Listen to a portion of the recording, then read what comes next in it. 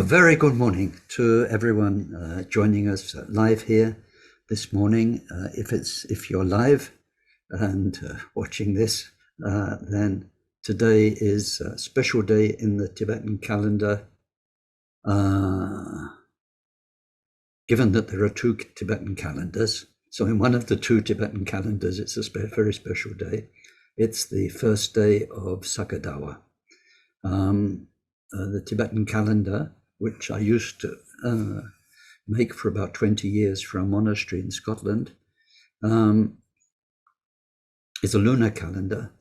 And so there are more than 12 lunar cycles in a year. So every 3-4 years, they need a catch-up month. So you have a 13th month. There are two systems of Tibetan astrology. And in our Kaju system, from the third Karmapa, then today is the start of the third month called Sakadawa. Saga, Dawa means month. Saga is from the Indian. It corresponds more or less to the month of May, and it was in the month of May that Buddha was born. The Buddha passed away. The Buddha was enlightened. So it's a kind of special month for Buddhists. And the whole lunar month is considered auspicious, and according to the tradition, is supposed to be a time when, seeing as our course is about karma, when karma is multiplied, good karma becomes wonderful good karma, bad karma becomes little. Don't do it. I mean, don't do it ever, but if you're ever going to do it, don't do it this month. Then that kind of, but it is supposed to be a auspicious time. And even if you look at like collective consciousness, I suppose if millions of people are thinking it's a special time, then that gives it a special boost. So today is the first day. It's the day after New Moon, which was yesterday. And so I wish you all a very good Sakadawa. Next Saturday, when we have our teaching, is the day we commemorate the birth of the Buddha. So anyway, today is the fourth in our 7 teachings on karma and commitments, Buddhist commitments. So let's start with a very excellent motivation. As you know, 3 very important things. One is to have a big mind. A big mind, or big heart, let's say, means an inclusive mind. So we include the very real people who've been in our lives, especially our parents, our siblings. We saw last week, we have 4 special fields of karma, 4 areas where our karma is much more important, much more powerful. So one of them is our parents, and by extension, our family, because they're very obviously part of our karma. And then we had the other 3. So our parents, our siblings, as we grew up, then our companions, friends, partners, and also those who have hurt us, those who have been unkind to us. These are very powerful factors in our karma, and we include them very specially. And then by extension, everyone we have met who's in our lives now, who we will meet in this life. And then after that, it's abstract. It's the other beings we never met, not real for us, but we can imagine in this planet, on this planet, and then throughout the universe. So with a very, very big, inclusive mind, one. And then we include everyone, but with the same best loving heart. However much we've loved somebody, cared for them, the very deepest love, most powerful love, whereby we just longed to make their life better, happier, and to help them with their sufferings. That love we bring to everyone in our big mind, and then a happy mind, because all those people, all those situations, the people we love and situations where we want to be of help, they are all transitory. But we have Dharma. Dharma is forever. It's forever. It's with us in this life now. It will be with us more and more in future lives. It's the truth of everything. It's our best friend. And whatever happens in this life, whether fortune or misfortune comes our way, Dharma is our strength. Dharma gives us the way to live wisely, kindly, peacefully. And so it makes us very happy. And if it doesn't today, it will do, if you give it enough practice and time. So with those three things, we do our motivation. We take refuge in the Buddha, in the Dharma, and in the community of most noble minds. From this moment on, until we reach the very heart of enlightenment. Through the practice of generosity and all 6 transcendent virtues, may we reach total awakening and every enlightened quality to be able to truly help sentient beings so lost in samsara. May each and every being be well, live long, be healthy, be well provided for, have good friends, find respect, live in places of peace and plenty. Most of all, may they practice Dharma. May they each create the causes for these good things to be their wealth in future lives. May they be free from suffering and from creating causes of future suffering. May they discover the natural, sacred well-being that's totally beyond suffering. And may they attain the great equanimity, free of closeness or distance from anyone.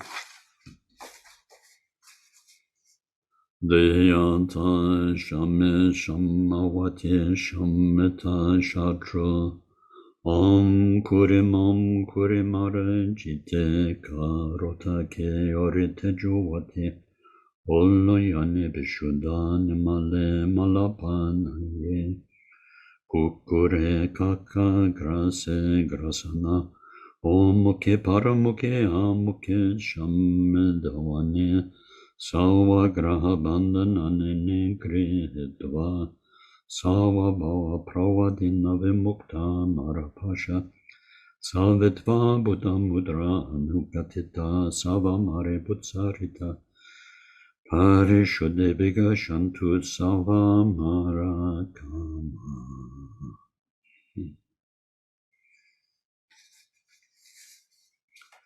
Glorious Guru, source of all blessing, ever present above my head on lotus and moon seat, through your immense kindness, ever sustain us, that the accomplishments of body, speech, and mind flow from you, and we are one.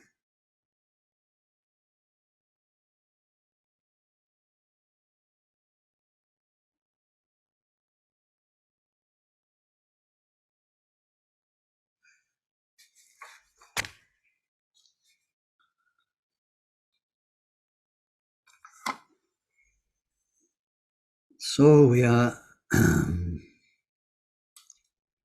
having a quick look at these very general guidelines on karma.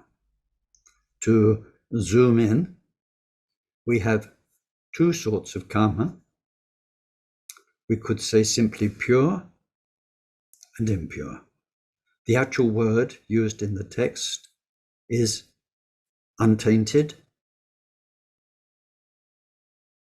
tainted. Tainted means colored. So uncolored by duality, or colored, or tainted, or spoiled by duality.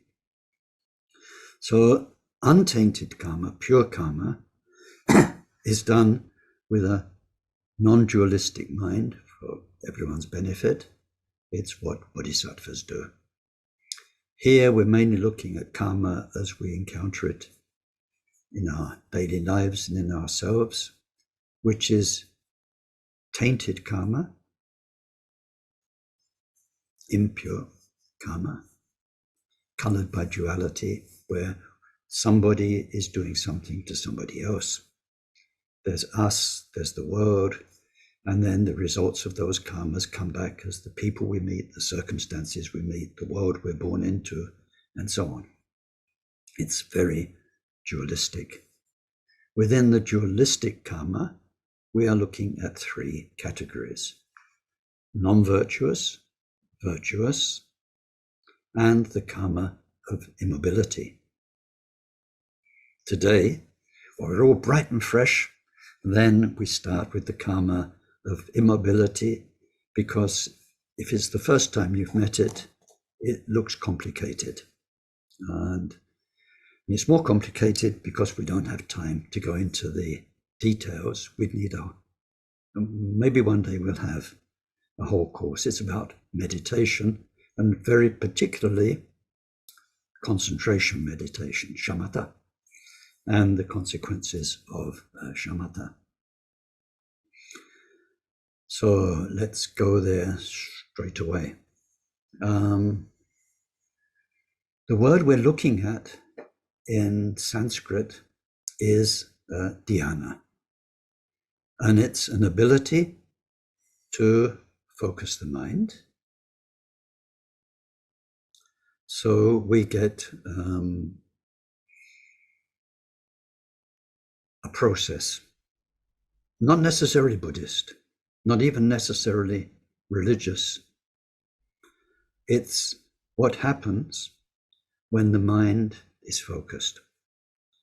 And not just focused like we can do, if you have a very urgent job to do, you can really give it your everything and for hours, or you can stay up all night one-pointed.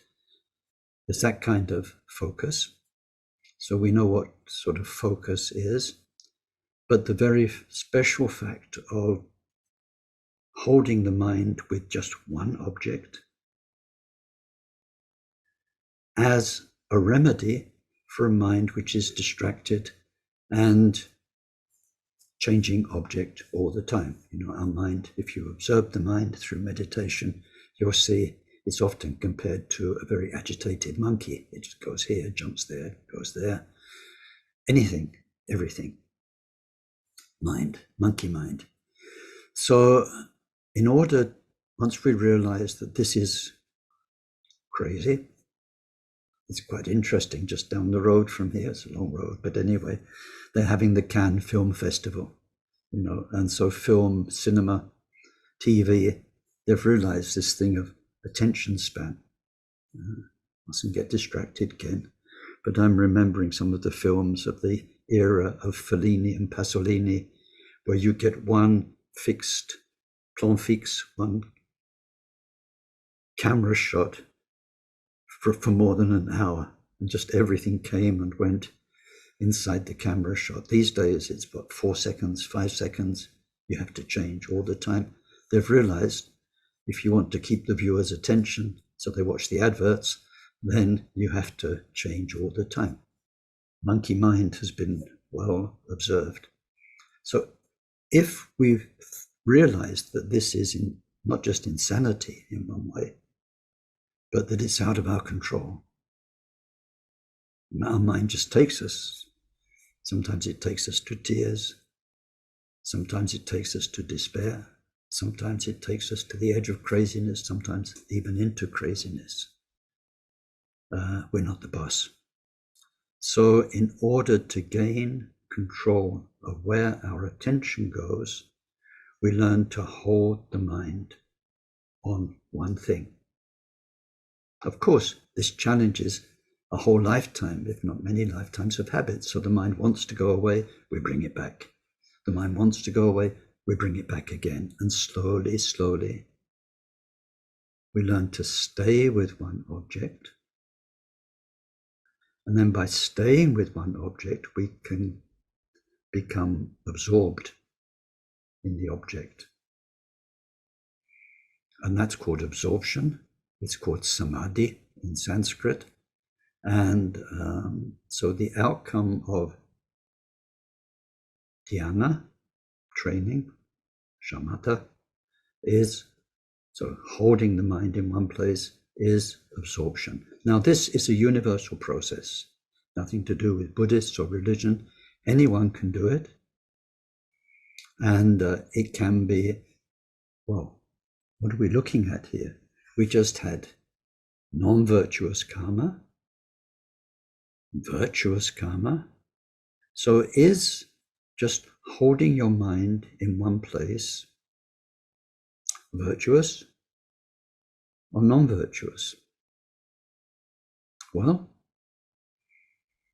that depends on the motivation. But we're looking here at the actual holding the mind on its focus. And it's different from the virtuous and non-virtuous karma. Karma means doing, acting in Sanskrit, action. Because we're doing nothing. We're learning to do nothing. So it's called immobility karma or inaction karma. Virtuous actions, unvirtuous actions, no actions. In itself, it can be virtuous, non-virtuous, but basically it's neutral. So, just by the way, as a parenthesis, when we do a session of sitting and shamatha and concentrating the mind, this is why the prayers at the beginning and the dedication at the end determine whether it's virtue or non-virtue. Of course, we do virtuous prayers. We dedicate it to everyone, and we take refuge at the beginning. But then that will make what is basically neutral something virtuous. It's like eating food. Eating food is necessary. It's not virtuous, it's not non-virtuous, but if we think of the food as an offering, we think with gratitude, people who make it, it makes eating virtuous. I suppose we could make it much less virtuous, very egotistic, kind of like this, and then we could go out and, of course, we can exploit other sentient beings, kill their bodies to eat them and so on. The actual eating is neutral. And all the other things we do, there are many neutral actions, just going, walking somewhere. So just sitting, holding your mind, achieving absorption, and the automatic feeling of peacefulness and so on that comes along with it, has its own very special and quite powerful karma that we're going to look at now briefly, but very briefly. It's a complicated topic. What we're going to look at are 4 levels of absorption, 4 levels of dhyana. They're called the 4 dhyanas.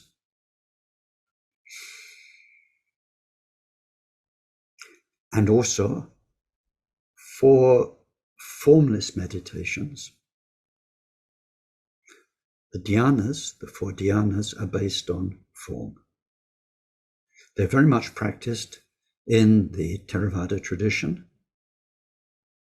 The basic principle of holding your mind with one object as a remedy to a busy mind that is out of control. So we bring the mind under control and we experience through that peacefulness, blissfulness, harmony, and so on.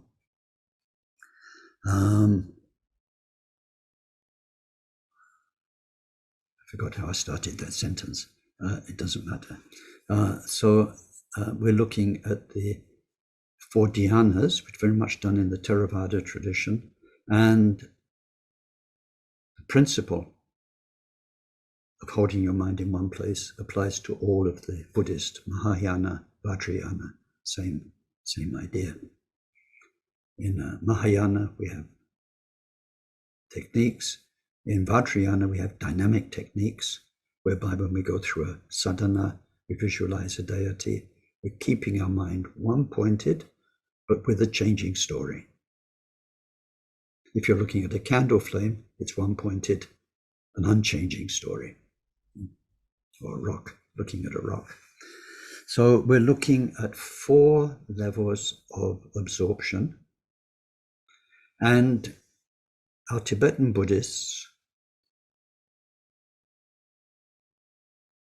to present this, to understand it, use the 4 dhyanas, which are practiced very much by the Theravada tradition, as their basic template.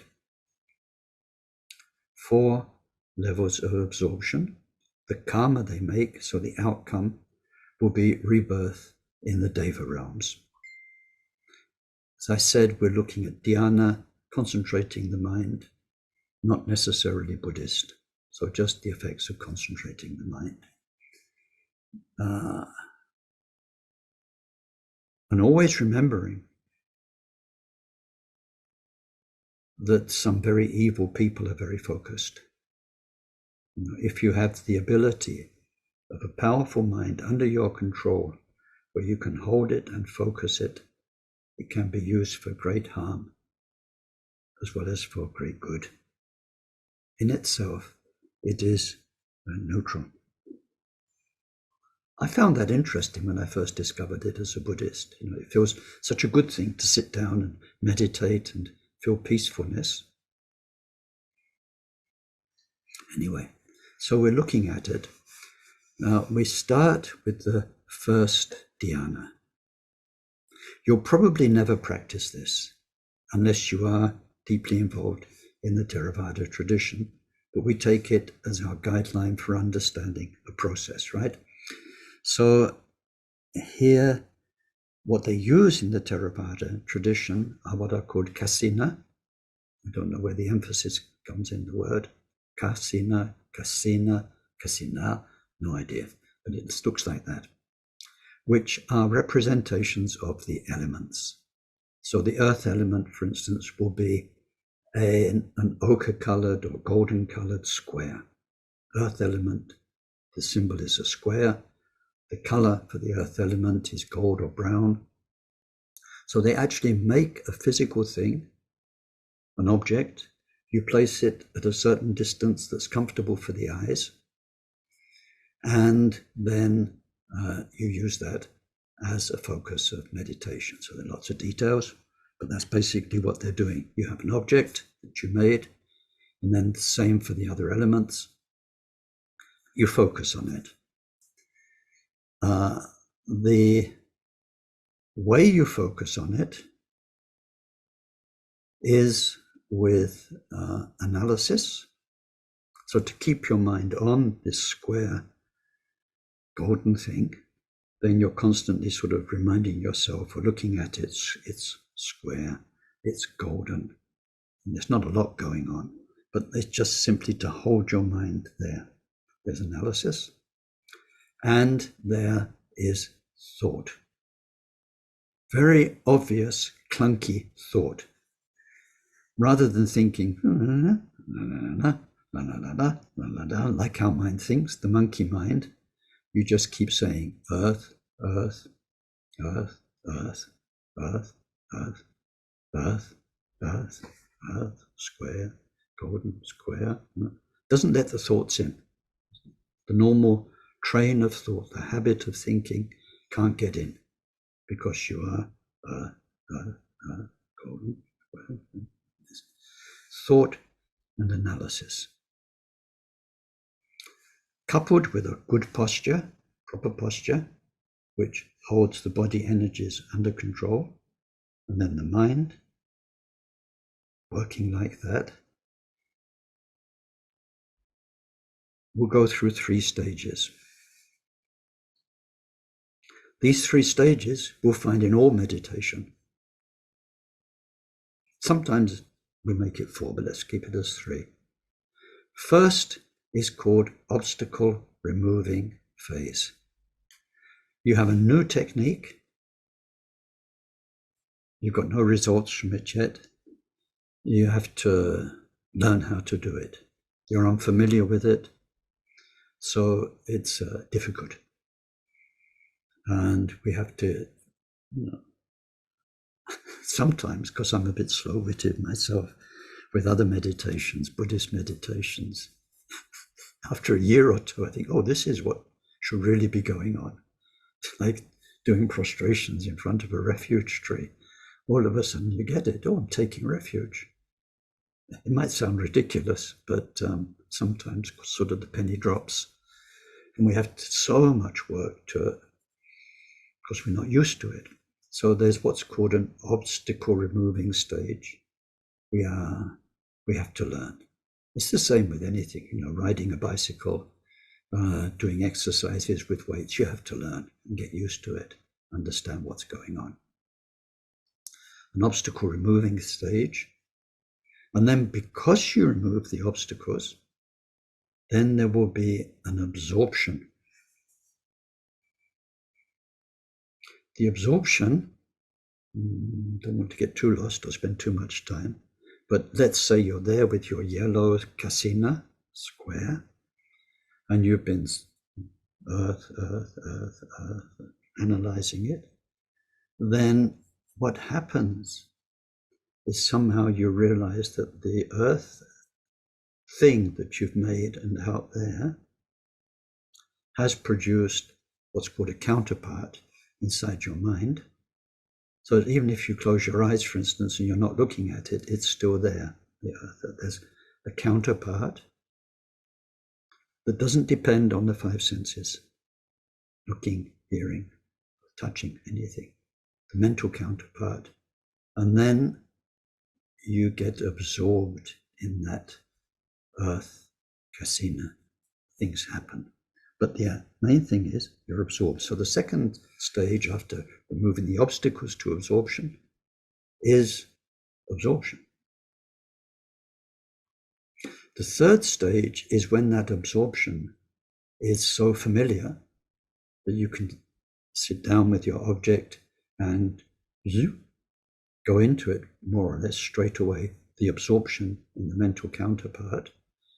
Then that could become the basis for moving on to the next stage. So there's removing the obstacles, absorption, and then it's called accomplished absorption, where your absorption is a tool you have readily to hand.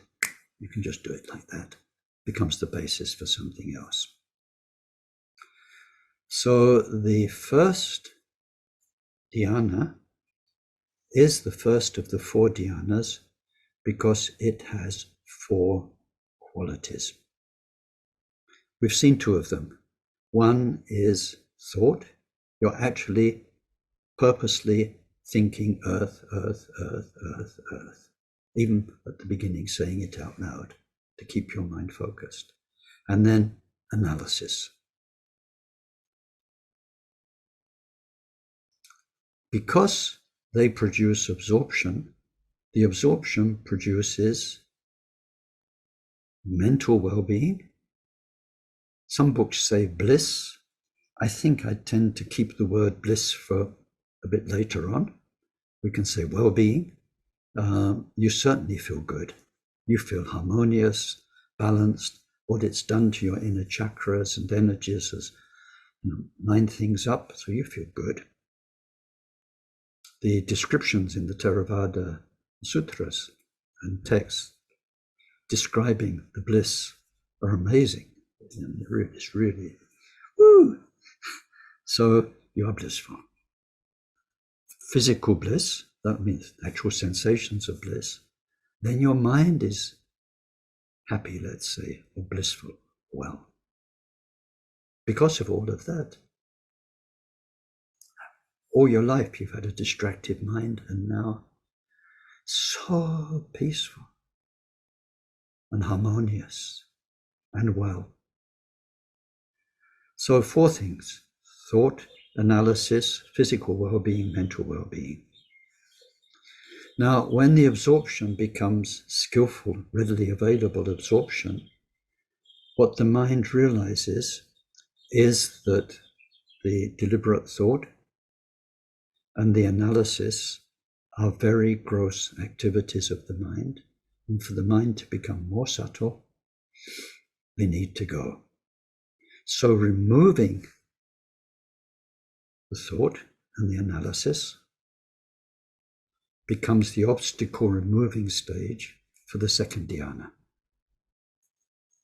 And one works until there is absorption without the need for thought and analysis.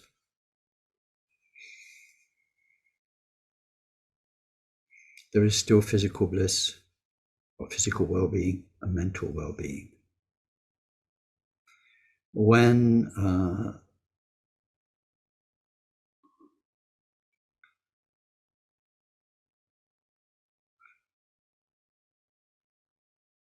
that's very accomplished, that becomes the basis for the third dhyana.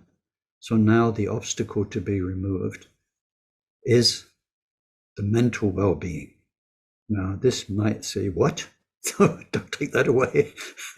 That's too nice. But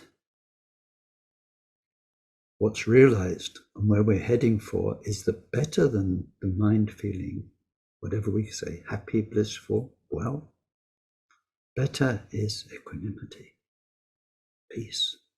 But now we've already got peace, blissful peace. But there's a deeper level of peace, which is so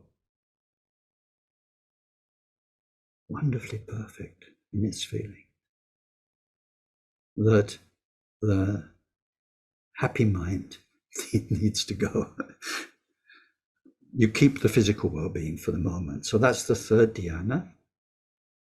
It has just the one characteristic now, physical well-being. Of course, you can imagine for the fourth dhyana, then the physical well-being, although it's very nice, also is holding you back. When you get to that stage, at the end of the third dhyana, the physical well-being is holding you back. It needs to become more subtle. Fourth dhyana. Fourth dhyana, none of those four characteristics. Equanimity. For Buddhists, that equanimity of the fourth dhyana then has a special aspect, because within that equanimity, we can work on wisdom. The wisdom of the four great truths, four noble truths. But in fact, it's only when we work on them within that equanimity, no thought, no analysis, and so on. It's direct perception of the four truths, not thinking about the four truths, not intellectual understanding, direct perception of suffering, cause of suffering, freedom from suffering, because you're almost there, and the causes of the freedom from suffering. So there's a special aspect of the fourth dhyana, which is only accessible with all the Buddhist training in Buddhist theory. And so we studied that in the 5 stages of the path. So there, very quickly, we've gone through this process of the mind becoming more and more absorbed, more and more fine, more subtle. Now, why? If we look at it in a Buddhist sense, why? Because in order to go to the next stage, the more subtle stage, some gross aspect of our samsaric history has to go.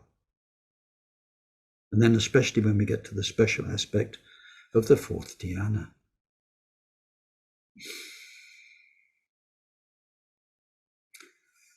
So, but if now we come out of the Buddhist context, where we just looked at how Buddhists do it with making the elemental kasinas and so on, we come more generally, focusing the mind and going through those stages of more and more subtle, more and more focused, more and more controlled in a way, then we can see that anyone can do it. They don't need to have Buddhist refuge, Buddhist principles, Buddhist morality. It's just a question of taking the mind to stability. Where will it end up? not with enlightenment. It ends up with rebirth in the Deva realms. Nice rebirths, but they don't last. They last a long time. And when we read about the sufferings of the Deva realms, we see some nice places, either sensorially nice, or in this case, we're looking at not sensorially nice, but absorption nice. So what happens is that if in this life you achieve absorption in the first dhyana, stable, good absorption in the first dhyana, when you die, you won't go through a bardo in between life set of hallucinations.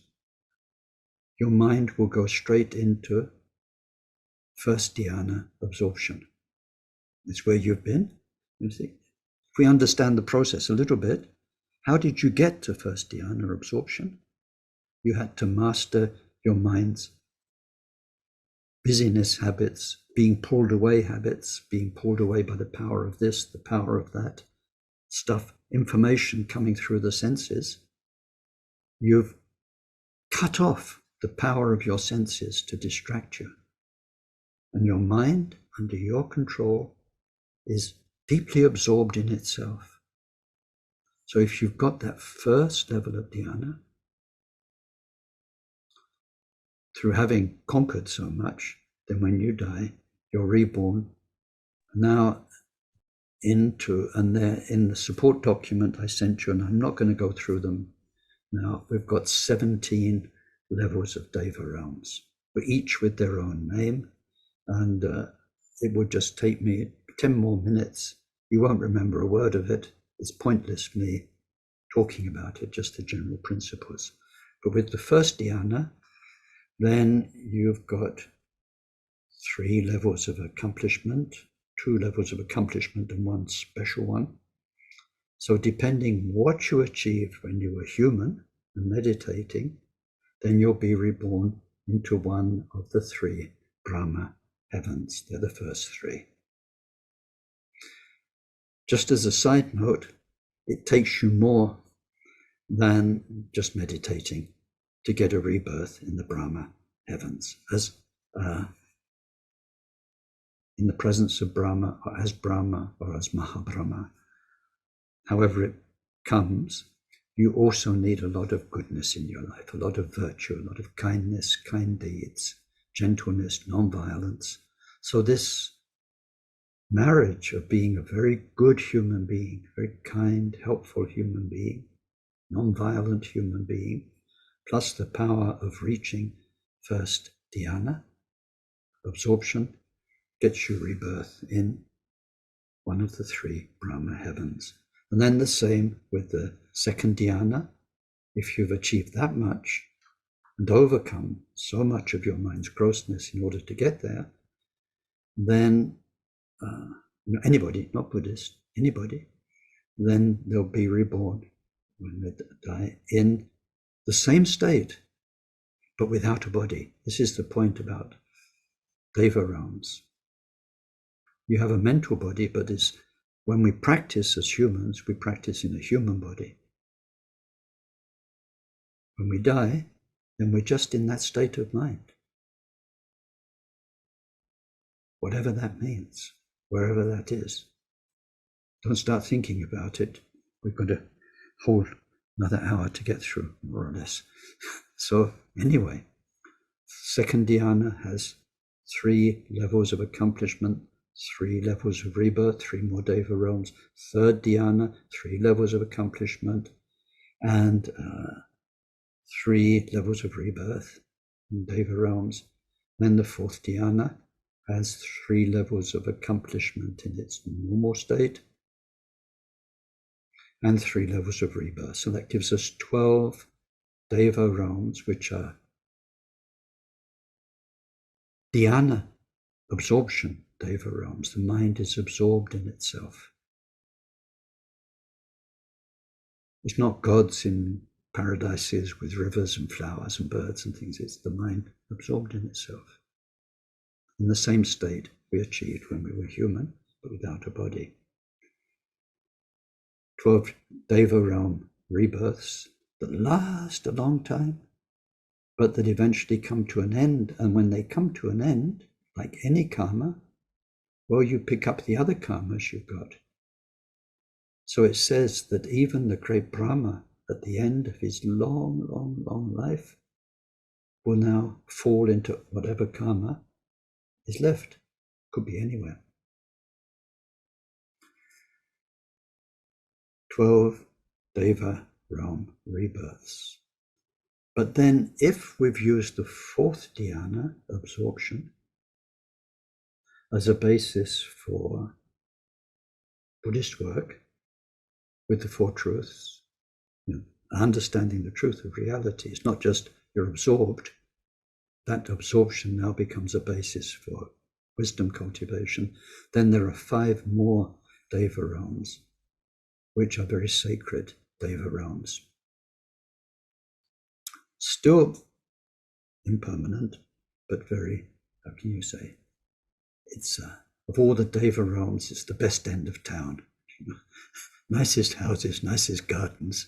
It's the fine, fine, fine mental state that is used as a platform for so much meditation.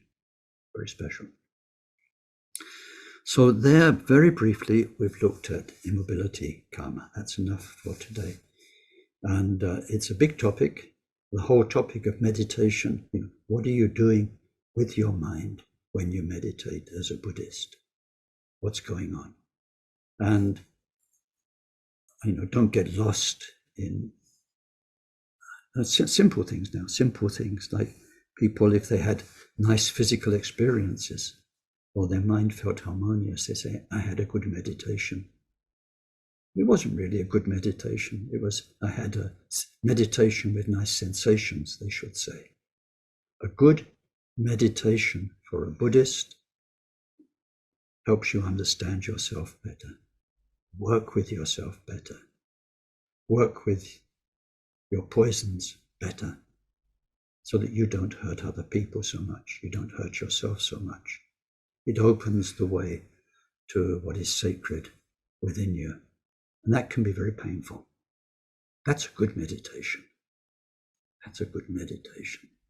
In Samiling Shrine Room, when people started bursting into tears, you think, great, somebody's on the way, and somebody who came out and said, I had a really good meditation.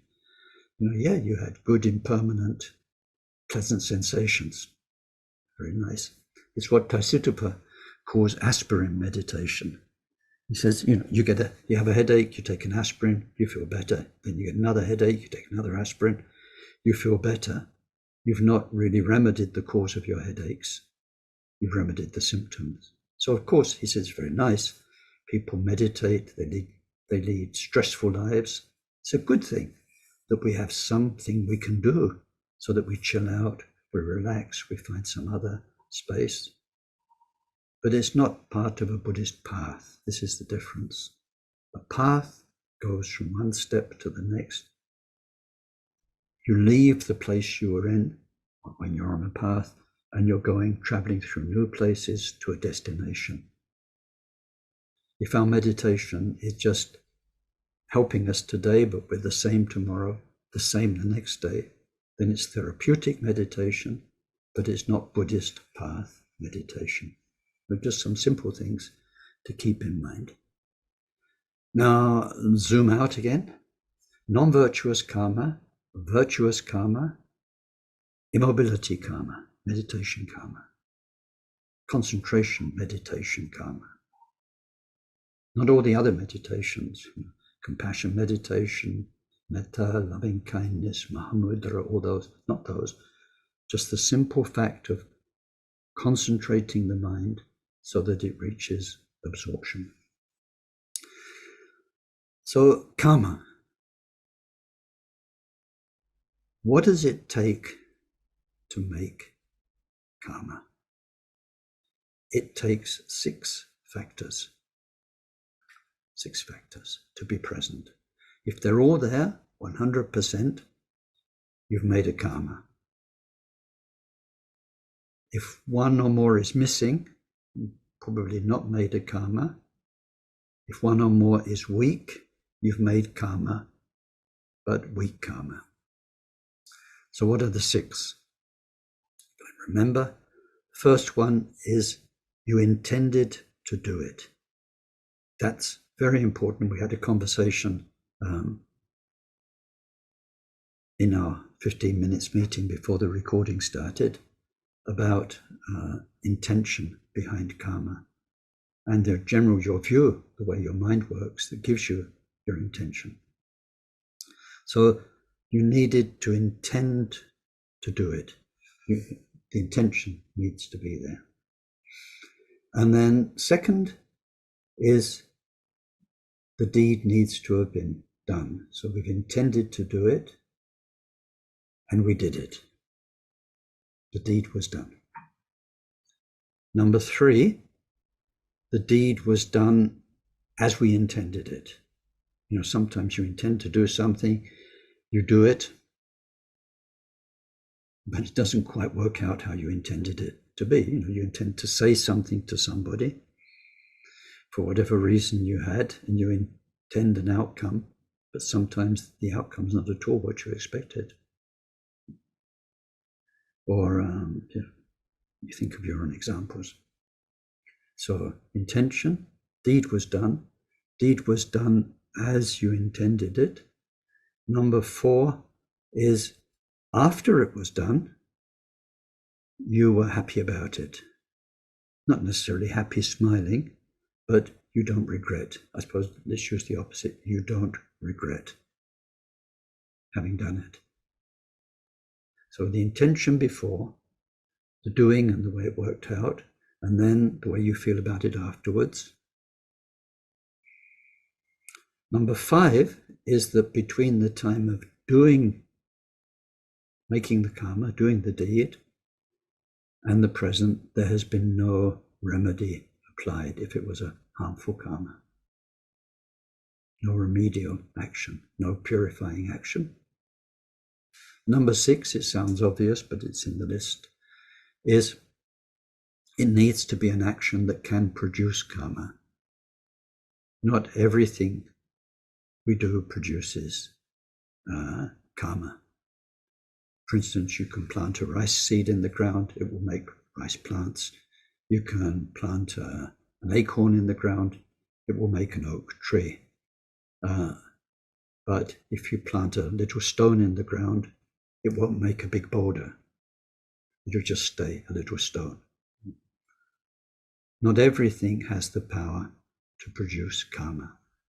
So, and especially the more we understand about the universe being mind rather than matter, the more this makes sense. But anyway, all 6 need to have been there. If any one of them is weak, the intention or the actual accomplishment and so on, or especially afterwards, if there was regret, sometimes we do something not good. If afterwards there is regret, especially if immediately afterwards there's regret, then that really reduces the power of the karma. It's still there, but the regret. And then if there is total regret, if such a thing is possible, it could totally eliminate the karma. And then, as you know, in Buddhist practices, sometimes we apply remedies like Vajrasattva practice for past karmas. And those practices, especially the 4 powers of purification, they can really work. So it takes those 6 things to make a karma. And then there is a karma, and then it's called a karma that has been established. It's like planted. It means it got into your stream of consciousness. It's there. Now, once it's in your stream of consciousness, then now let's look at some general points about karma. It's non-transferable. It is, we use the Latin, sui generis. It's in your stream of karma. It's been planted because the 6 things were there. And it will emerge in your stream of consciousness in some future life, whenever that is. Sometimes it can be hundreds of lives in the future. Just depends on the circumstances. But there is no external agency judging, allocating. There can never be a cosmic mix-up whereby somehow tomorrow you get Ken's karma and I wake up tomorrow with your karma. It's never going to happen. And this gets interesting with experiences that can come maybe much later on with meditation, whereby you can feel the weight of the suffering of the world, very much like the idea of Jesus taking on the sins, the weight, the suffering of the world. Can somebody else take suffering? Is a very good question. We'll leave that question for the moment. But generally speaking, general guidelines for karma is that once it's been established in a stream of consciousness, no matter how long it takes, it will come up and be experienced by the doer.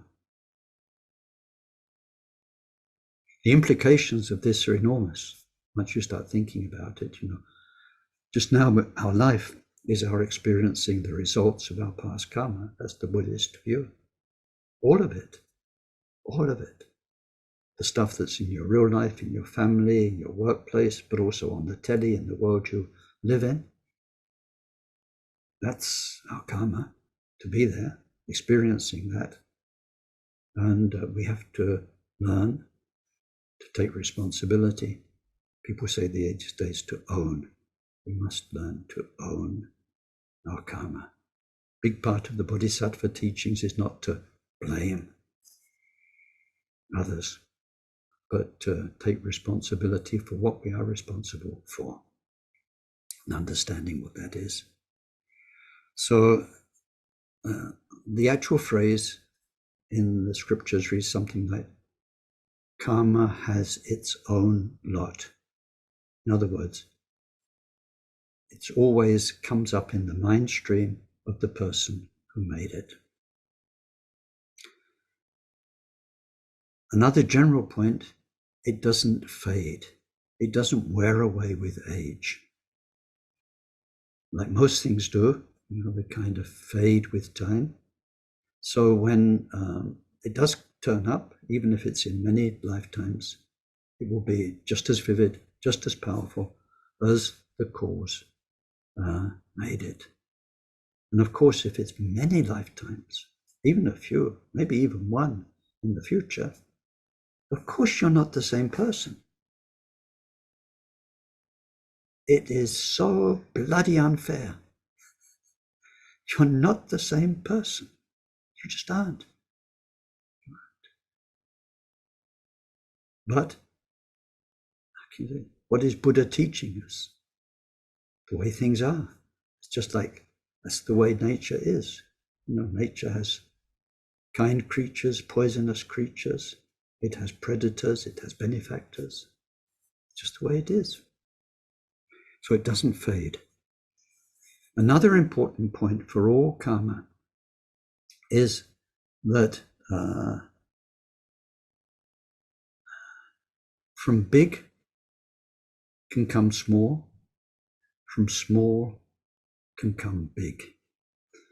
This one's interesting. It's not the biblical, I think I mentioned this last week, thing of like an eye for an eye, a tooth for a tooth. If you punch somebody on the nose, then sometime in a future life, somebody will punch you on the nose just the same way. It's not quantitative, is the word. Why? Because it takes 6 factors to establish a karma, and the first one is intention, and all the others, but the intention and how the act is carried out, very, very important. So it says from Let's look at, from small can come big. So if we do what would seem from the outside like a small action, let's take a good action, nice action. Let's say I give you a cup of coffee and a biscuit. Right? It's not the best coffee. It's the only coffee I've got. It's instant coffee. And the biscuit is the only biscuits I've got. So they're very plain biscuits. And filmed on CCTV camera, what happened? This old man, Ken, gave somebody a cup of coffee and a biscuit. Okay. Big karma? No. One coffee, one biscuit karma. One miserable coffee and poor quality biscuit karma. So what will he get in a future life? Yeah. Lousy cup of coffee and a biscuit, 5 lives from now. No. Because as a bodhisattva, you can give that cup of coffee with a loving heart. You can be aware of the Buddha nature in the other person. It can be like you're offering not powdered coffee, but the very best nectar in the entire universe to your guru, to all the Buddhas, to all the bodhisattvas. And it multiplies into tens of thousands of other offerings. And done with respect, done without pride, done with beautiful humility. That mind, which we mean by intention, behind that coffee, could mean many, many rebirths in wonderful states, just one cup of coffee. If the mind is good enough. And Buddha said, I forget which sutra, he said, if thinking of me with a pure mind you cast one flower into the sky, that would be enough to get you one precious human rebirth. So it doesn't mean you can run out into the garden now and pick daisies and say, that's one rebirth guaranteed, another one, another human rebirth, there you go, I'm sorted. It means if your mind is how it can be sometimes, just so filled with goodness and love and simplicity, quiet, all those qualities together, then from small can something very big. The same on the unvirtuous karma side. You may not do very much, but you can do it with such a vicious mind, such a cruel mind, that could even though it was a few seconds, a few words said, an unkind physical action, sexual action, whatever it was, it may not have seemed like much, but if the mind behind it is powerful, it can lead to big consequences. From small can come big, from big can come small. So let's take big Buddhist. You do 100,000 prostrations. Now from the outside on CCTV camera, you think, wow, 111,111 prostrations. You do them in the shrine room of your monastery where other people are doing their daily prostrations. You do them with a competitive mind. You do them with an egotistic mind, thinking, actually, my body is getting fitter. It's looking better than it did before. And you're watching the numbers and proud of the numbers. Pride, you've got jealousy, and you're into the whole thing of the physical side of prostration without the real meaning, which is, I'm surrendering, I'm in refuge, I'm taking refuge in all the Buddhas, the noble minds. Instead, there's arrogance. So we can't even say that doing 100,000 prostrations would be a virtuous karma. You may be making just yourself more arrogant, more proud, more stupid, everything. That's not good karma. But even though you may do something very big, it may take you 6 months to do that, 3 months, the outcome could be very small because your mind wasn't that good or was polluted by so many things. So from big can come small, from small can come big. Or like people who practice benevolence, you could give hundreds of thousands of dollars in charity, but it doesn't mean you're going to make wealth karma for the future, because if you give it with pride or out of competition with another billionaire and so on, then the motivation is not what will make virtuous karma. And then the last general point about karma, all of the karmas, is called the infallibility. We've seen very simply what is harmful with body, speech, and mind. From a harmful action, although there may come in the short term for your well-being, you might feel good that you did it. Here we're looking at the karma over lifetimes. There will never be a happy outcome from a harmful deed. Never. There will never be a harmful outcome from a virtuous deed. Never. Of course, in the short term, there can be. If a virtuous deed is you give away everything you have, or you give away your food, then you might be hungry for the next few hours. You might be really hungry. So short-term suffering can come from a virtuous act of giving it to somebody who was in need. But in the long term, never. So karma is infallible, and that gives us what I think I mentioned in the very first talk in this series, that we're looking with karma at just the way the universe works. You do this, this is what comes in your future lives. It's just like that. So out of that comes our morality, our understanding of what virtue and goodness is.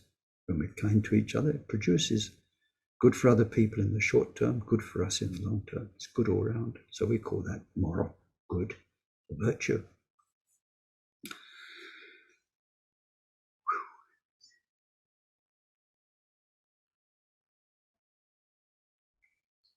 So very simply, we've gone through a few simple things, general things about karma, causes, karma, effects. And that's how it's presented in the scriptures. It's never just karma, it says karma, comma, cause and effect. What we do and all of the outcomes, not just the immediate outcome. Now today we need to move on to our next topic, which is more general than karma. Karma is part of interdependence. So we need to look today a little bit at interdependence. I hope you've got a bit of brain power left, and we'll look at it in two ways. Very generally, let's look at it in one way, and it's the way Taisitupa puts it. Nothing happens without reason. We see that all around us. Nothing just happens. If something could just happen, this person in front of you, Ken Holmes, I could become a banana in the next moment. If things could happen without reason, that would never happen. Bananas got their own reasons. Banana trees and everything that makes a banana tree happen. Ken Holmes had my mum, my dad, my past lives, my whole history. Nothing happens without reason. What happens depends on the reason. Depends. Is caused by. Is because of. So we're looking at because of, is caused by. And we can look at that in two ways. Now we come to the two as time and space, let's say. We have If we use the word space, it's not just space, but if we use it for now, in this moment, we have interdependence. Every moment has amazing interdependence. You listening to me, you looking at me. Look at what all of this depends on each second. It's me having this body, the ability to speak, having somewhere inside me, goodness knows where, this Buddhist data that I'm sharing with you. I've got in front of me a camera, a microphone. There's all the logistics of Zoom and internet. And you're there and you've got eyes and ears and you've got a brain and you've got your whole data bank of knowledge so far. Each sound I say resonates. Sigrerela, Charala. You didn't understand that. That was Tibetan. Sig, sigrerela. Sigrerela. Charana hako wimendo. Hako wimendo. But the fact that these sounds make sense to your brain means that at the end of this long sentence, you'll understand what I'm. So there's interdependence in the moment, in all of its aspects.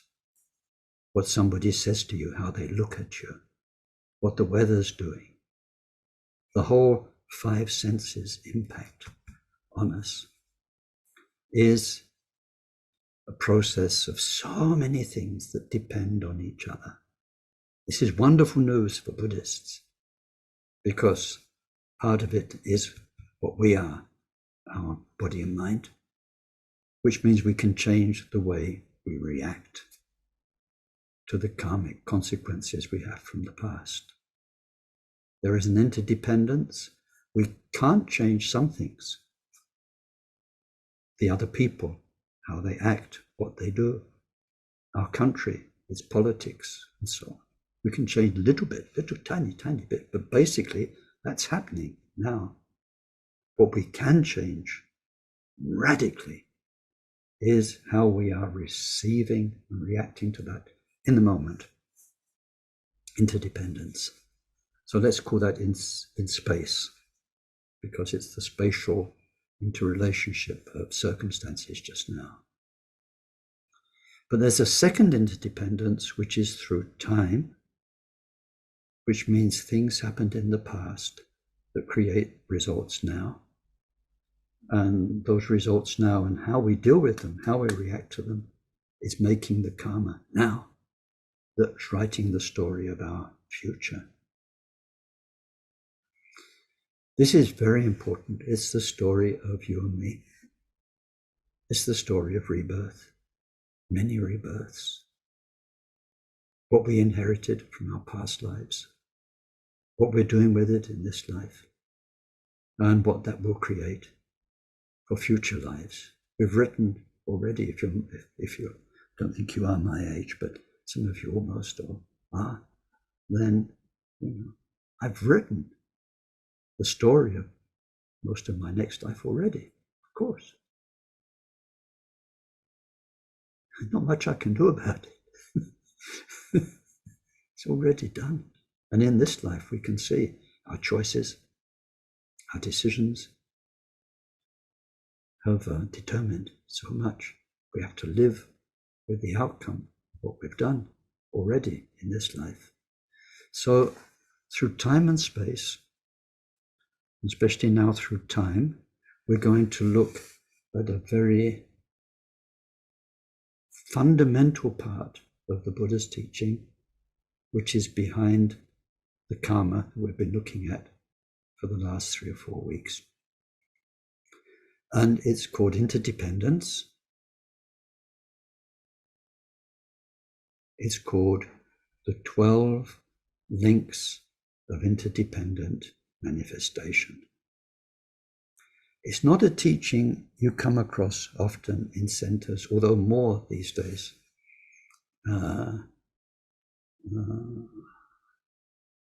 It's a complex topic, and not a lot of lamas teach it. Today we'll go through it briefly. In the support document, you've got classical version of it. So we've got 12 links, and how can we apply them? They do apply in terms of space. Each moment, we can look at the 12 links in each moment, but normally we look at them in terms of 3 lifetimes.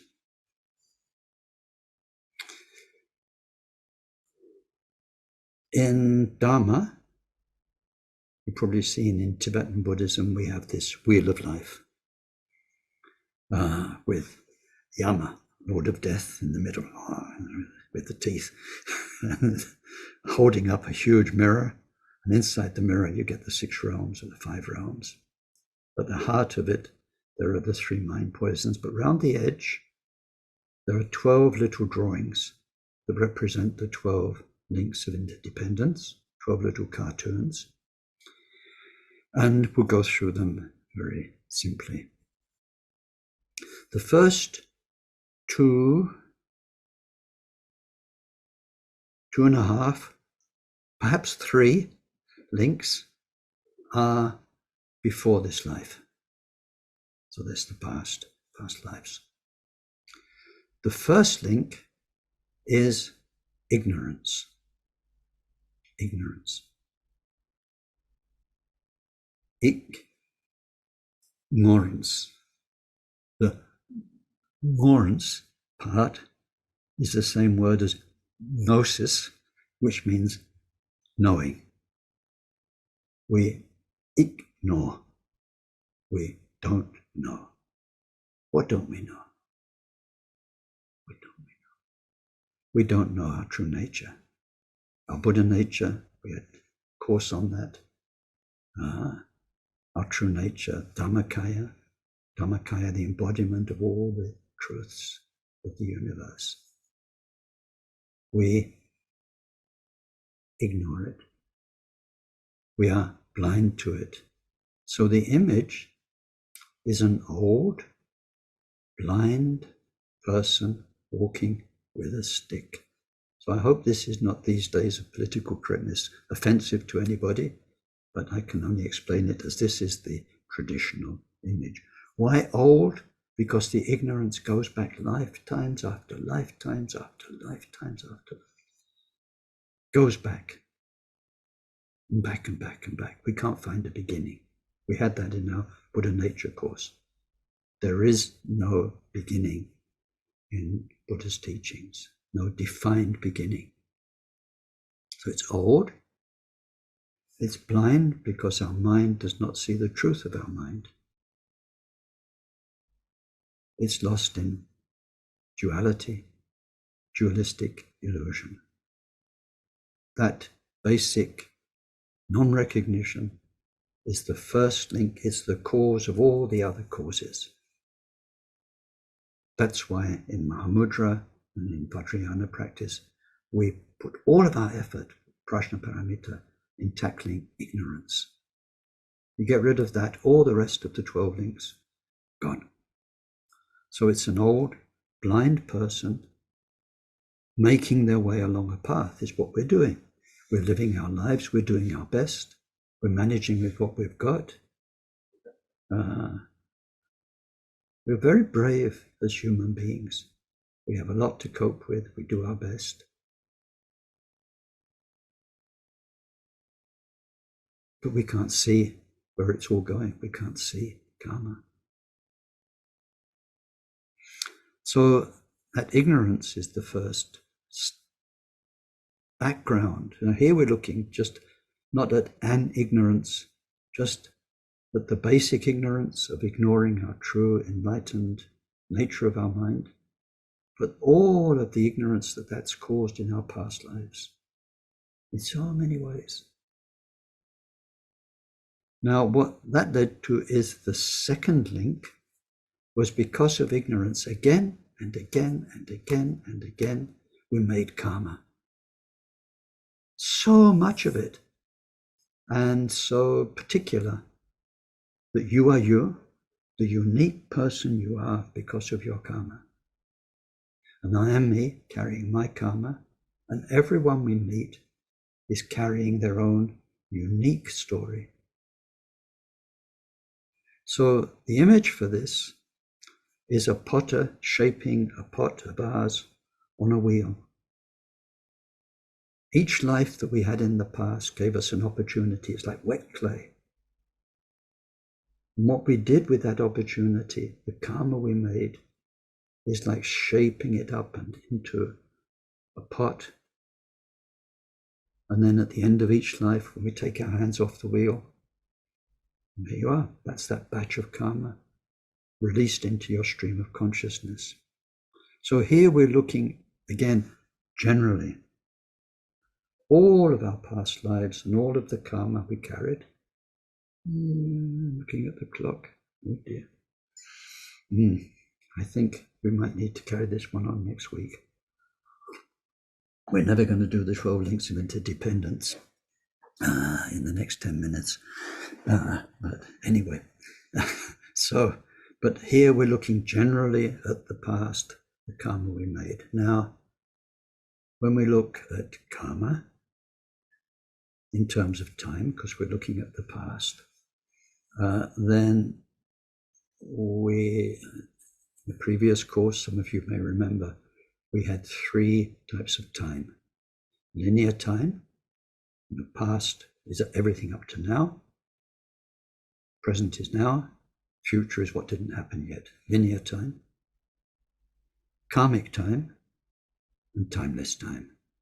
Timeless time is when the mind has become awakened, enlightened, then the past is there, the future's there, it's different. It's not linear anymore. But the second one is karmic time. And there, the past, when we're looking back now, as we've just been doing, at all of our past, the past is when the causes were made. Where are they? I need to be on the screen. The causes are made. Those causes have produced their results. The results are finished. All over. So like maybe 10,000 lives ago, you made karma, and all the karma you made in that life has played itself out. It's come, gone, all finished. That's the past.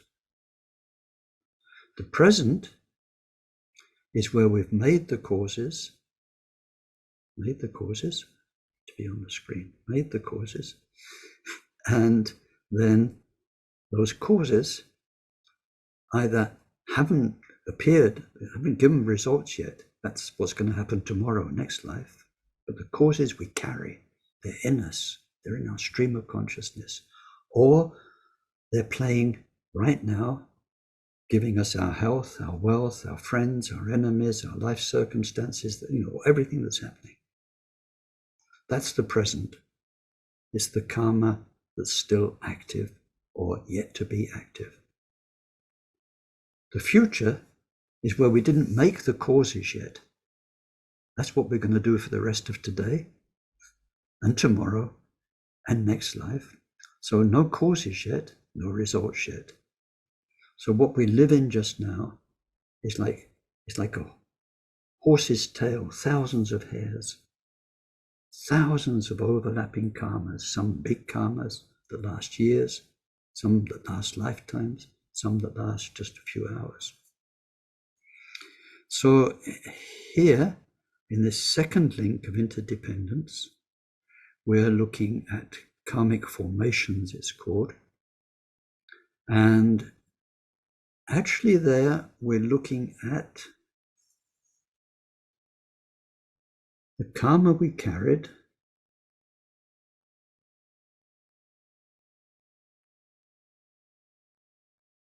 in the time between our last life and this life.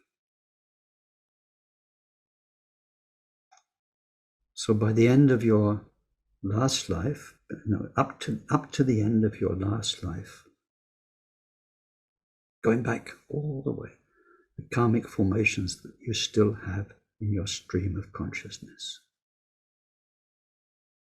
That's number 2, very general. Now, number 3 is the consciousness you had in the bardo between last life and this life. So out of all the karmas you carried,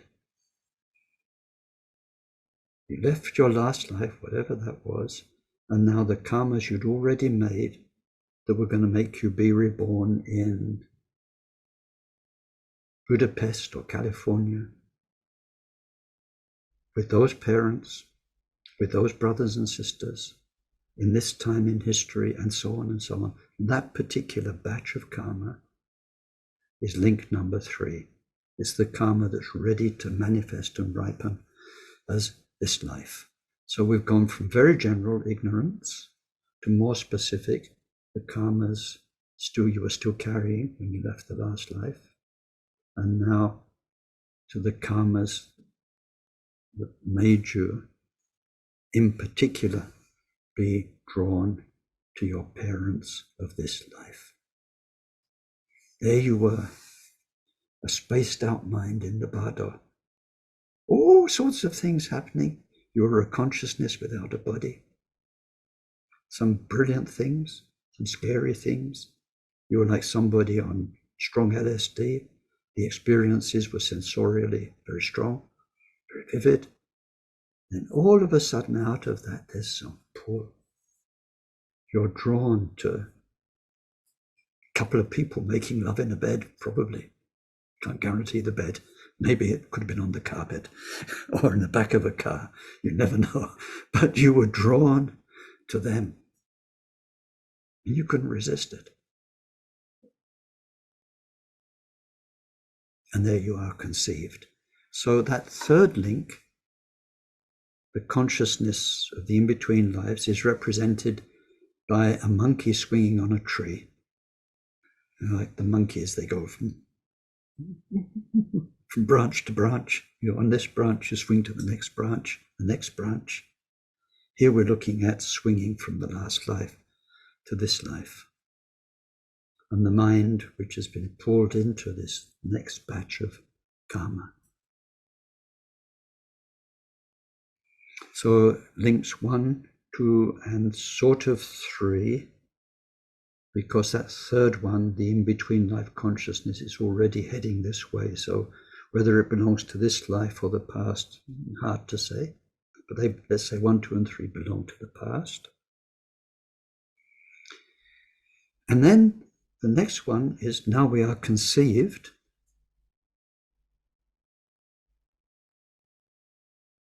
The next step is called name and form. Name and form. When you are conceived, what are you? You're this bardo consciousness, but you're locked up into one cell, couple of cells. You don't have nerves, eyes, ears. You don't have an apparatus for sensing.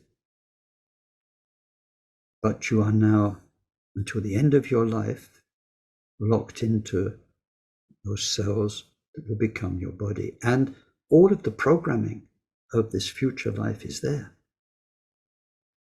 So when it says name and form, it means it's all there, but it's there nominally. Name, nominally. And genetics is very helpful for understanding this. You can understand you don't have eyes, but from the moment you're conceived, the color of your eyes is already in there. You don't have this disease, but the propensity for that disease is already in your DNA. It's in your genetics. The same way on a mental level, you're nobody yet. You're a couple of cells. But everything you're going to be, including an old man or an old woman,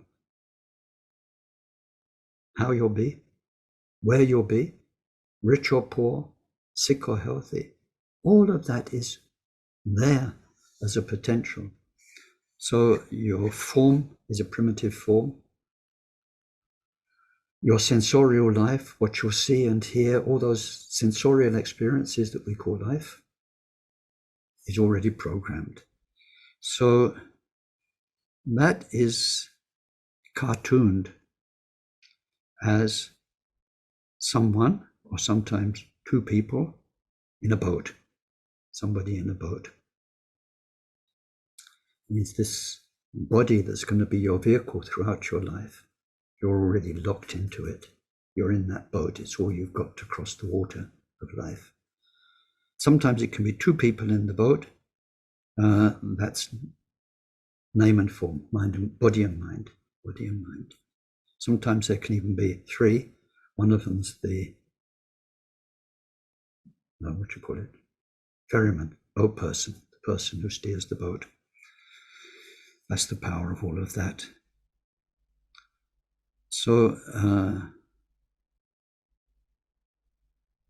some ways of describing that is that the boat is the body, and then what's in the body is the mind, the mental skandhas, feelings, perception, mental formation, consciousness. So we've got the five aggregates. So this name and form, if you know what the five skandha, the five aggregates are, it means now you've got those. In the bardo before, you didn't have those.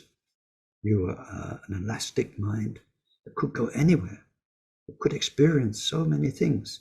Now all of a sudden, whoop, you're embodied.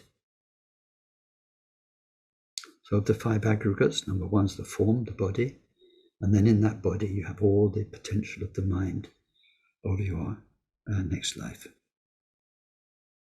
So we'll stop there for today. We'll carry on with the 12 links of interdependence next week. That's good because it gives you an opportunity on the support document to check out the images, look up the text, and we'll take it from there. So let's dedicate anything and everything that was good and useful today. May whatever virtue was created by this session contribute to the state of omniscience being attained by the main enemy, mind's defilements, being completely defeated.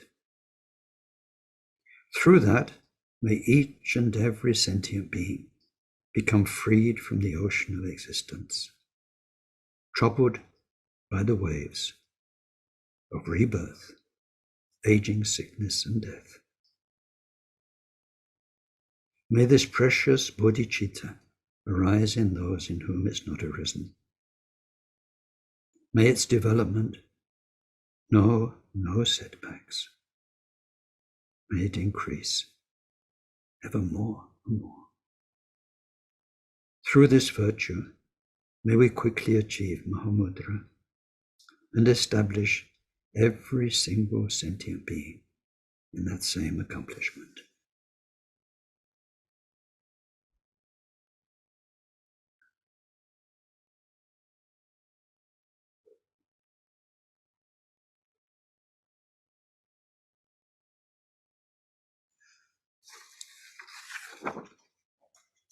So, thank you very much. And now let's have a moment for your reflections, questions. Hi, Ken. Hi, Neil. What is it that determines whether the results of a karma are experienced, say, in one's next life, or say 100 lifetimes next? Is it just that the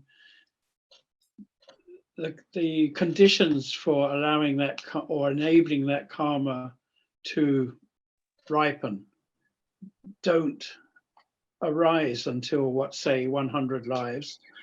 Or is there some condition in the creating of the karma that will not allow it to ripen until 100 lives? Do you see what I'm talking about? Yeah, mainly the first one. There's a couple of factors. And what we're looking here at here is a natural process. It's just nobody's governing it. It's the power of things themselves.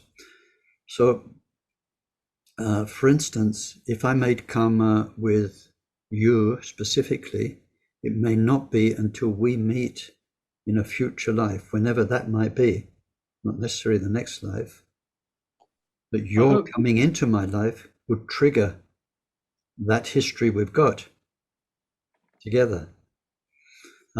Sometimes it's like that. It depends how personal it is. Sometimes it may not be so much who you are, but what you represent. So let's say you're an authority figure in my life, right? And I react badly against the authority. It may not necessarily mean that I have to wait for you to come back in a future life for that karma to ripen, but for some authoritarian circumstance to come up where I'll react in the same way. That might not be in the next life. There may not be a similar situation. So it may be the person, it may be a similar situation. Another thing it says is it's the power of the karma itself, whereby the most powerful ones seem to push themselves to the front of the queue, and will be, probably experiencing the next life or a very soon life. Another thing is the power of remedies. If there have been remedies, if you are on a Dharma path, then sometimes difficult karmas to cope with can be reprogrammed by what we're doing very naturally. So they only come up when we have the strength and the resources to deal with them. That's very much the rationale of the preliminary practices, Mundro, is to rearrange our karma so that the difficult karma only comes up when we are equipped to cope with it. But there's not much more that I've seen said about it than that. It's no one thing. It's terrifically organic. And the good news is that once we have Dharma tools, there is this reprogramming power. Otherwise, things will just happen to us sometimes out of the blue, and that can be difficult. I just had a quick question. Yeah. I was wondering about under sort of heading of what does it take to make karma? I was wondering what your perspective was on what proportion of a typical person's day are we actually making karma, generally speaking.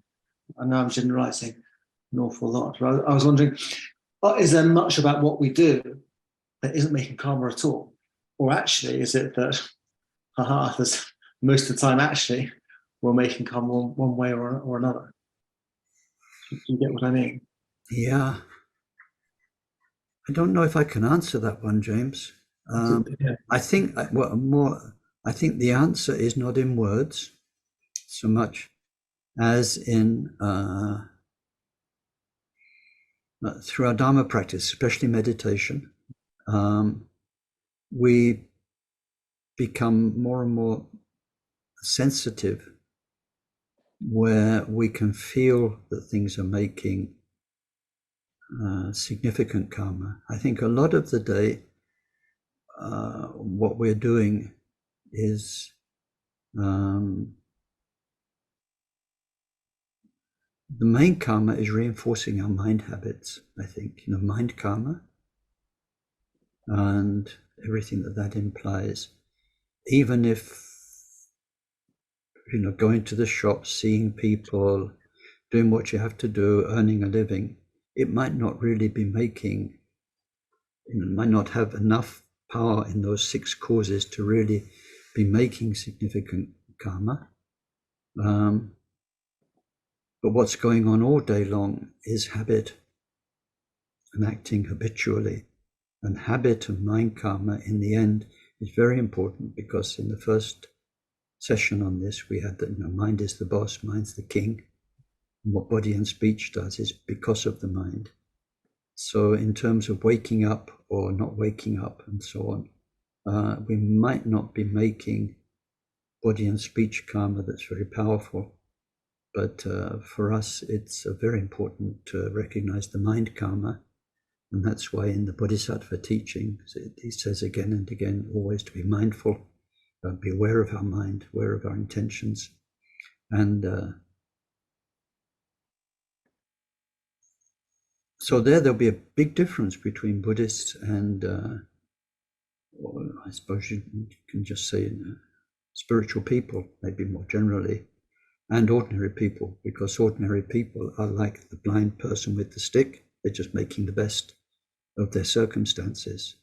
But if you have religious values, then even tiny, insignificant things can become meaningful, because they're done with love, they're done with care, they're done with noble intention of one sort or another. Even you make ourselves a cup of coffee, we're actually offering coffee to all the Buddhas. In various ways. You can do that in a Mahayana way, you can do it in a Vajrayana way. It can become very powerful. But I think when your Dharma practice, as more and more it gets mature, the more you can feel this thing of an established karma of what I did today, whether it was virtuous or unvirtuous, that you feel it got into your mind stream for future lives. That's very revealing, Ken. Yeah, makes sense. Thank you. That really answered it. Thank you. Ken, may I ask something? It's Isabel. Yes, Isabel. Hi, Isabel. Oh, yeah. Yeah. Hi. I'm just wondering about bodhicitta, which I'm committed to, and the fact that if we do good works, we can enter into the Deva realm. But to me, I'm sort of committed to come back on earth, regardless of the difficulties I may face or the people I may be with, to try and help them in some way. So I'm just wondering, would we, if we live well, would we go to the Deva realms for any amount of time and then come back? Or do we have the choice that regardless of that, and regardless of the problems I may be putting myself into, I will come back to help others? There you open up a big area, Isabel. I mean, Yeah. it's, there's not a simple, straightforward answer to this. The good actions don't necessarily, for somebody who doesn't, let's stay within the Buddhist realm, doesn't have commitment to enlightenment, or to enlightenment in the bodhisattva sense for all beings, normally they would end up, it says, either as a human or Deva rebirth. It takes a lot of good actions to get another human rebirth. It really does. And then Deva is if they've been really done with a beautiful mind and so on. A lot of loving, caring heart and all of that. But in Dharma, we channel it. We can channel it. There's no guaranteed outcomes. But if the intention is to help sentient beings, then it says a real bodhisattva would be prepared to spend 1,000 rebirths in a hell realm to help one being. It looks good on paper. I don't know, by the time you've got to your 250th rebirth in the hell realm to help somebody who's still not responding very well to your help, if you're going to think maybe that was a good idea or not. Yeah. You know, that's but that's what it says. That's what it says, and that's the kind of thing we're heading for, because if you've got a bodhisattva mind, you understand shunyata, emptiness, you have all the tools, that kind of thing is possible. It's not quite what it sounds like to our ears. I think if you're very moved to help people you're connected with, in one way that's noble.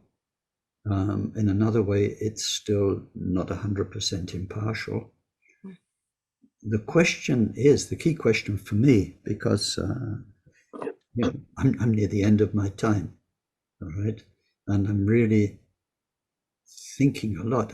I had a time when my health wasn't so good about 10 years ago, and I was starting looking around for future mothers. And of course, I was already quite present on Facebook. I was thinking, if I'm well enough connected with somebody here, at least these people are Buddhist, would this one be a good mum? And could she look after me? Okay, get me back to Dharma, all right. I even asked 2 people at the time, and one of them, I didn't really get a positive response from anybody. I don't know who wants to be my mum. Anyway, then I had an interesting thought yesterday. Sorry, I'm deviating from answering your question, but it's that's part of okay. it. My mum died about 20 years ago, and all of a sudden I thought, actually it was early this morning when I got up for practice. I thought, gosh, if she's human, she's childbearing age now, and she did a good job this time. So I thought, I wonder where the hell not the hell, but I wonder where she is, and if we could connect up again. But anyway, so that's normal. We're not impartial. And I think if you have children and grandchildren, then in a world in the state it's in just now, one would want to help very much. You have a very real motivation. The big question for me in this area is coming back into this world is, and this world, if it really goes down the tubes, or even not this next life, but life afterwards, is, will you be of any use? Will they listen to you? Will you be able to help and protect? And then to factor in the fact that each being does have their own karma, and so much of this story, not just this life, the next life, the life after, so much is already written. And what can only rearrange that is the power of Dharma. Otherwise, next life, the life after that, it's already written. So it's good to want to be able to help, but then it's a very real question. Now, if we take it out of the karma, cause and effect, next life, life after that dynamic, and apply it to this life, like I've found as a Dharma teacher, it's so interesting, where you want to help everybody, and you realize there's a limit to how much you can help. And sometimes you try too hard, you give too much, and someone can recoil from that. And not only did you not help them, but sometimes you can make an adverse reaction against the Dharma. This thing of, no matter how well equipped and how well intentioned you are, people have got their own limits, they've got their own karma. So it's a huge question. It's a huge question, because each part of it opens up other things.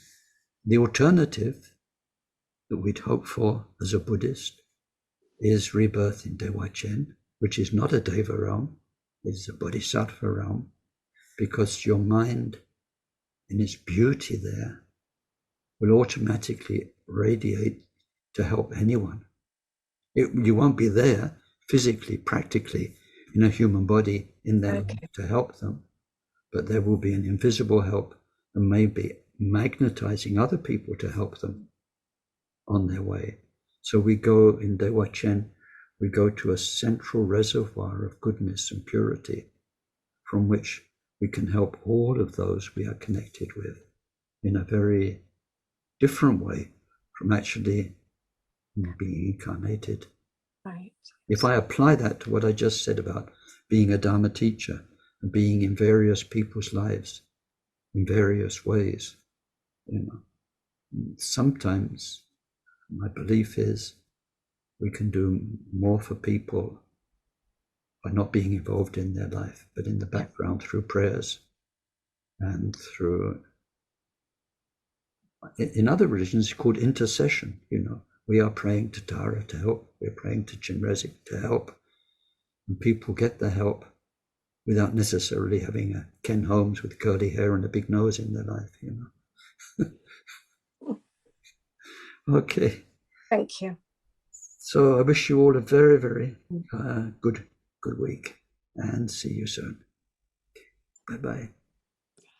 Cheers. Thanks, Ken. Thank you, Ken. Thank you, Bye-bye to all Ken. those I didn't say hello to. I'm just seeing a few of you now. Okay. Bye-bye. Thank you. Thank you, Ken.